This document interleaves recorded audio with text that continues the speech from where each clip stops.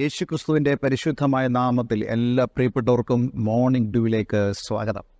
ഒരു പ്രാവശ്യം കൊണ്ട് നമുക്ക് ഒരുമിച്ച് ദൈവവചനം ധ്യാനിക്കുവാൻ, കർത്താവിനെ മഹത്വപ്പെടുത്തുവാൻ തക്കവണ്ണം ദൈവം നമുക്ക് ഇടയാക്കിയതിനായി സ്തോത്രം ചെയ്യുന്നു. നിങ്ങളിൽ പലരും ഈ പ്രഭാത ധ്യാനം കാണുകയും അനുഗ്രഹിക്കപ്പെടുകയും ചെയ്യുന്നത് അറിയുമ്പോൾ വളരെ സന്തോഷമുണ്ട്.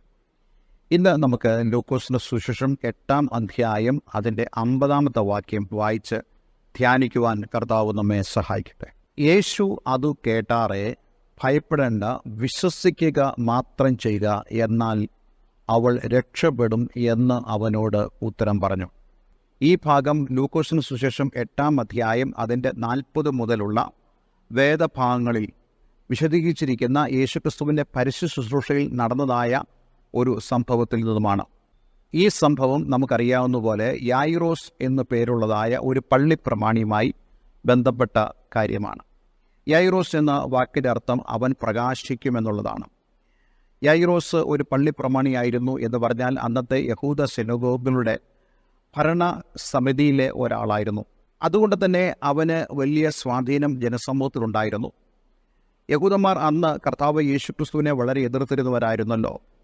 യേശുക്രിസ്തു ഒരു ദൈവനിന്ദകനാണെന്നും ദുരുപദേശക്കാരനാണെന്നും ഒക്കെ അവർ വിശ്വസിച്ച ഒരു സമയം. അപ്പോൾ യായിറോസ് യേശുവിൻ്റെ അടുക്കിലേക്ക് വരിക എന്ന് പറയുന്നത് തന്നെ വലിയൊരു അത്ഭുതകരമായ കാര്യമാണ്. അത് സംഭവിക്കാൻ കാരണം തൻ്റെ ഏക മകൾ, 12 വയസ്സുള്ളതായ ആ മകൾ വളരെ രോഗാവസ്ഥയിലായിട്ട് മരിക്കാറായ ഒരു സന്ദർഭം. വൈദ്യശാസ്ത്രം പലതും അവർ പരീക്ഷിച്ചിട്ടും ഈ കുഞ്ഞിന് ഒരു സൗഖ്യം കിട്ടിയില്ല. അതുകൊണ്ട് ഒരപ്പൻ എന്ന നിലയിൽ മറ്റു ഓപ്ഷനുകൾ ഈ പിതാവിനില്ല. യഹൂദന്മാരെക്കുറിച്ചുള്ള ഭയം അവഗണിച്ചുകൊണ്ട് അവർ എതിർക്കുന്നതായ യേശുവിൻ്റെ അടുക്കിലേക്ക് ഈ യായിറോസ് ചെന്നു. അതിൻ്റെ കാരണം മറ്റൊന്നുമല്ല, യേശു ചെയ്തതായ അത്ഭുതങ്ങൾ ഈ യായിറോസ് കേട്ട് കാണും. അതുകൊണ്ട് തന്നെ അത് കേട്ടപ്പോൾ അവൻ യേശുവിനെ വിശ്വസിച്ച് കാണും. അവൻ്റെ വിശ്വാസത്തിന് ഭീഷണിയായി നിൽക്കുന്നത് യഹൂദന്മാരുടെ എതിർപ്പാണ്.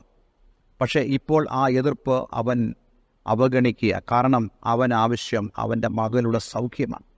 അവന് പൂർണ്ണമായി വിശ്വസിക്കുന്നു ഈ യേശുവിൻ്റെ മാത്രമേ അവളെ സൗഖ്യമാക്കാൻ കഴിയത്തുള്ളൂ. യേശുവിൻ്റെ മാത്രമേ ഇപ്പോഴത്തെ ആ സ്ഥിതിയിൽ നിന്നും അവൾക്ക് ഒരു രൂപാന്തരം കൊടുക്കുകയുള്ളൂ എന്ന് ഞാൻ നിങ്ങളോട് പറയട്ടെ. യേശുവിനെ മാത്രമേ നിങ്ങളുടെ ഭവനത്തെ, നിങ്ങളുടെ ജീവിതത്തെ, നിങ്ങളുടെ തലമുറകളെ രൂപാന്തരപ്പെടുത്തുവാൻ കഴിയത്തുള്ളൂ.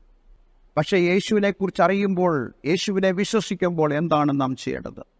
എല്ലാ എതിർപ്പുകളും അവഗണിച്ചുകൊണ്ട് യേശുവിൻ്റെ അടുക്കിലേക്ക് വരണം. ഈ യായിറോസ് എന്താണ് ചെയ്തത്? അവൻ സകല എതിർപ്പുകളെയും അവഗണിച്ചുകൊണ്ട് യേശുവിൻ്റെ അടുക്കിലേക്ക് കടന്നു വന്ന് അവൻ്റെ കാൽക്കൽ വീണ് അവനെ നമസ്കരിച്ച് ആരാധിച്ചിട്ട് അവൻ പറയുകയാണ്, യേശുവേ, എൻ്റെ ഭവനത്തിലേക്ക് വരണം, എൻ്റെ 12 വയസ്സുള്ള മകൾ മരിപ്പാറായിരിക്കുന്നു. അത് കേട്ടപ്പോഴേ യേശു അവനോടുകൂടെ പുറപ്പെടാൻ തുടങ്ങി. നോക്കിക്കേ, ഈ യായിറോസ് ചെയ്ത കാര്യം ഇതുവരെയും നല്ല കാര്യമാണ്. ഇതുവരെയും വിശ്വാസത്തിൻ്റെ വലിയൊരു പ്രകടനം അവൻ്റെ ജീവിതത്തിലുണ്ട്. അവൻ യേശുവിനെ വിളിച്ചു, യേശുവിനോട് കാര്യം ബോധ്യപ്പെടുത്തി, യേശു അവനോടുകൂടെ യാത്ര തിരിച്ചു പറയുന്നു. പക്ഷേ പോകുന്ന വഴിയിൽ ഒരു സംഭവം ഉണ്ടായി. അതെന്നെ വളരെയധികം ചിന്തിപ്പിച്ചു. രക്തസ്രവക്കാരിയ സ്ത്രീയെ, ഇവളും അതേപോലെ തന്നെ സമൂഹത്തിന് എതിർപ്പുകൾ അവഗണിച്ചുകൊണ്ട് യേശുവിൻ്റെ വസ്ത്രത്തിന് തൊങ്ങൽ തൊട്ടപ്പോൾ യേശുവിൽ നിന്നും ശക്തി പുറപ്പെട്ട് സൗഖ്യം പ്രാപിച്ചവളായി അവൾ നിൽക്കുകയാണ്. ആ സമയത്തുണ്ടായ ഒരു ഡിബേറ്റ്, ഒരു സംസാരം, അതിന് യേശു മറുപടി കൊടുത്തുകൊണ്ട് സമയങ്ങൾ പാഴാകുന്നത് യായിറോസ് വളരെയധികം ദുഃഖത്തോടുകൂടെ കാണുകയാണ്. എല്ലാവർക്കും സന്തോഷമുണ്ട്, പക്ഷേ യായിറോസിൻ്റെ മുഖത്ത് മാത്രം ദുഃഖം തളം കെട്ടി നിൽക്കുന്നു. യായിറോസിന് ഈ സൗഖ്യം ആഘോഷിക്കാൻ കഴിയുന്നില്ല. കാരണം അവൻ്റെ മകൾ മരണാസന്നയായി കിടക്കുകയാണ്. ഞാൻ ചിന്തിക്കുന്നു, അവൻ പലപ്പോഴും സമയം നോക്കുന്നുണ്ട്. അവൻ ചിന്തിക്കുന്നു, എൻ്റെ സമയം നഷ്ടപ്പെടുന്നു, എൻ്റെ വിടുതൽ താമസിക്കുന്നു. വളരെയധികം അവൻ ദുഃഖിതനായി മാറുകയാണ്. അവൻ വളരെ നിരാശനായിട്ട് മാറുകയാണ്. എരുതിയിൽ എണ്ണ ഒഴിച്ചു എന്ന് പറയുന്നത് പോലെ ഒരുവൻ ഓടി വന്നിട്ട് പറയുകയാണ്, യായിറോസ്, ഇനി നീ ഗുരുവിനെ പ്രയാസപ്പെടുത്തണ്ട, നിന്റെ മകൾ മരിച്ചുപോയി. കേൾക്കാൻ ആഗ്രഹിക്കാത്തൊരു കാര്യം, ആകസ്മികമായൊരു കാര്യം. നമ്മൾ എല്ലാവരും തന്നെ ഇങ്ങനെയുള്ള വാർത്തകളുടെ മുമ്പിൽ പകച്ചു പോകും, ഭയപ്പെട്ടു പോകും. യേശു അവൻ്റെ മുഖത്തേക്ക് നോക്കി ഈ വാർത്ത കേട്ടപ്പോൾ യേശു കണ്ടു, അവൻ ഭയപ്പെടുന്നതായി കണ്ടു.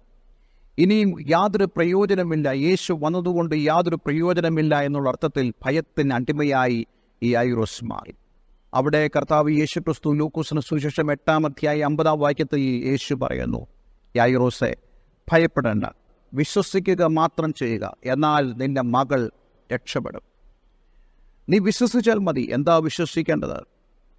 ഞാൻ യേശുവിൻ്റെ അടുക്കൽ കാര്യം വന്ന് പറഞ്ഞു. യേശു എൻ്റെ കാര്യം ഏറ്റെടുത്തു. അവൻ എന്നോടുകൂടെ എൻ്റെ മകളുടെ അടുക്കലേക്ക് വരികയാണ്. ഞാൻ കേൾക്കുന്ന വാർത്ത നിരാശയുടെ വാക്കാണ്. ഞാൻ കേൾക്കുന്ന വാർത്ത ഇനി ഒരു അപ്പനും കേൾക്കാൻ ആഗ്രഹിക്കാത്തൊരു വാക്കാണ്. പക്ഷേ യേശു പറയുന്നു, നീ ഇതിങ്കൽ ഭയപ്പെട്ടു പോകരുത്. ഇന്ന് ഞാൻ നിങ്ങളോട് പറയട്ടെ, ജീവിതത്തിൽ ഭയപ്പെട്ടു പോകുന്ന അനേക വിഷയങ്ങളുണ്ട്. പക്ഷെ അതിൻ്റെ നടുവിൽ കർത്താവ് യേശു നിന്നോട് പറയുകയാണ്, നീ ഭയപ്പെടേണ്ട. കാരണം ഉലർത്തുവാനോ ജീവനമായ യേശു നിന്നോടുകൂടിയുണ്ട്. ജീവൻ്റെ ജലമായ യേശു നിന്നോടുകൂടിയുണ്ട്. ലോകത്തിൻ്റെ വെളിച്ചമായ യേശു നിന്നോടുകൂടിയുണ്ട്. സമാധാനദായകനായ യേശു നിന്നോടുകൂടിയുണ്ട്. വിടുവിക്കുന്നവനായ യേശു നിന്നോടുകൂടിയുണ്ട്. എന്നീ വചനം കേൾക്കുമ്പോൾ പ്രിയമുള്ളവരെ, ഒരു വിഷയത്തിലും നിങ്ങൾ ഭയപ്പെടേണ്ട. നിങ്ങളുടെ തലമുറകളെക്കുറിച്ചോ, നിങ്ങളുടെ വീടിനെക്കുറിച്ചോ, നിങ്ങളുടെ ജോലിയെക്കുറിച്ചോ, നിങ്ങളുടെ വരുമാന മാർഗത്തെക്കുറിച്ചോ, അടുത്ത ദിവസം സംഭവിക്കാൻ പോകുന്ന നിങ്ങളുടെ ഭവനത്തിലെ ഏറ്റവും പ്രധാനപ്പെട്ട വിഷയങ്ങളെപ്പോലും നിങ്ങൾ ഭയപ്പെട്ടു പോകേണ്ട. കാരണം യേശു നിന്നോടുകൂടി ഉള്ളതുകൊണ്ട് നീ ഭയപ്പെടേണ്ട. വിശ്വസിക്കുക. വിശ്വസിക്കുന്നവരാണ് ദൈവത്തിൻ്റെ മഹത്വം കാണുന്നത്. ഇന്ന് ഞാൻ നിങ്ങളോട് പറയട്ടെ, നിങ്ങൾ ഭയത്തിനടിമയാണോ, നിങ്ങൾക്ക് തകർച്ചയുണ്ടാവുകയുള്ളൂ. നിങ്ങൾ ഭയത്തിനടിമയാണോ, നിങ്ങൾക്ക് വിടുതൽ കാണുവാൻ സാധ്യമല്ല. പക്ഷെ നിങ്ങൾ വിശ്വസിക്കുന്നൊരു വ്യക്തിയാണോ, യേശു നിന്നോടുകൂടെയുണ്ട്. അവൻ നിനക്ക് വേണ്ടി വലിയ ചെയ്യും. വീട്ടിൽ വന്നപ്പോൾ വളരെ ശോകമുഖമായ അന്തരീക്ഷമാണ്. ആളുകളെല്ലാം വിലപിക്കുന്നു. ആളുകളെല്ലാം തന്നെ ദുഃഖിതരായി മാറിയിരിക്കുന്നു. കർത്താവ് യേശു ക്രിസ്തു ആളുകളെല്ലാം ഒഴിവാക്കിക്കൊണ്ട് പത്രോസ്, യാക്കോബ്, യോഹന്നാൻ, ഈ ബാലയുടെ അപ്പനും അമ്മയും അവരെ കൂട്ടി ആ മുറിയിലേക്ക് കടന്നു ചെന്നു. യേശു പറയുന്നു, ഇവൾ ഉറങ്ങുകയാണ്. അവർ അവനെ പരിഹസിച്ചു, ഉറങ്ങുകയാണെന്ന് പറഞ്ഞപ്പോൾ. പക്ഷേ യേശു വിളിച്ചു പറഞ്ഞു, ബാലേ, എഴുന്നേൽക്ക. ഉടനെ നഷ്ടപ്പെട്ടുപോയ ആത്മാവ് അവളിലേക്ക് മടങ്ങി വന്ന് അവൾ ജീവൻ പ്രാപിക്കുകയും അവൾക്ക് ഭക്ഷിപ്പാൻ കൊടുപ്പീനെന്ന് യേശു പറയുകയും ചെയ്തു. നോക്കിക്കേ, ആരെങ്കിലും ചിന്തിക്കുന്നുണ്ടോ ഇവൾ ഇനി ഭക്ഷിക്കുമെന്ന്? ആരെങ്കിലും ചിന്തിക്കുന്നുണ്ടോ ഇനി ഇവൾ ജീവിച്ചെഴുന്നേൽക്കുമെന്ന്? പക്ഷേ കർത്താവിനാൽ കഴിയാത്ത ഒരു കാര്യമില്ല എന്ന് ഞാൻ നിങ്ങളോട് പറയട്ടെ.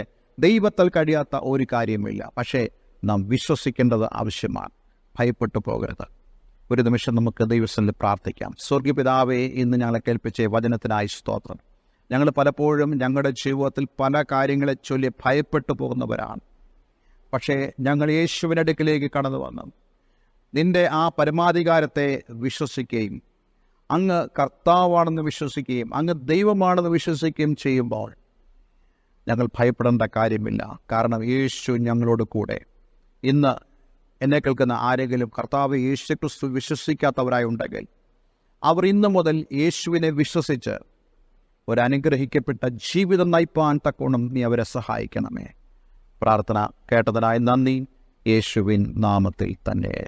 ആമേൻ, ആമേൻ. ഇന്നത്തെ വചനം നിങ്ങളുടെ ജീവിതത്തിൽ അനുഗ്രഹപ്രദമായി തീർന്നു എന്ന് ഞാൻ വിശ്വസിക്കുന്നു. എല്ലാവർക്കും നല്ലൊരു ദിവസം ആശംസിക്കുന്നു. God bless you all. Thank you for watching Morning Dew. Kindly tuned up for next day messages.